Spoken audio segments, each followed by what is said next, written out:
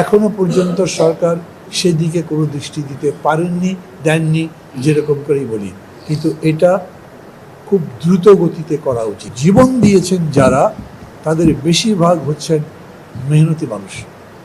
আমি বগুড়ার কথা যদি বলি, দর্জি শ্রমিক, রিক্সা চালক, কুলি মজুর, এই টাইপের একজন ছাত্র আছে।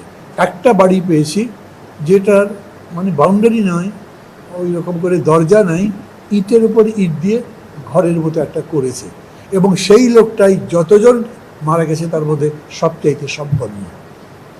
এটা এই জন্যে বলা যে আমাদের একটা দাবি আমরা আগে তুলেছি, এখনও বলছি, সমস্ত শহীদদের লিস্ট করা হোক এবং সেই পরিবারকে সরকারের পক্ষ থেকে যথাযোগ্য মর্যাদায় তাদেরকে আর্থিক সহ যেগুলো সাহায্য লাগে যাতে পরিবারগুলো টিকে থাকে তার ব্যবস্থা করা হোক।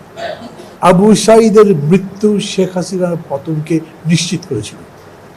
তার আত্মত্যাগ বাকিদেরকে এরকম অনুপ্রাণিত করেছিল যে প্রত্যেকের মনের মধ্যে একটা সাহসী ছিল, অজেয় কত গুলি করবি কর। শেখ হাসিনা পর্যন্ত এটা কদর্থ করেছেন। পুলিশদের কী ভূমিকা ছিল সেটা জানেন।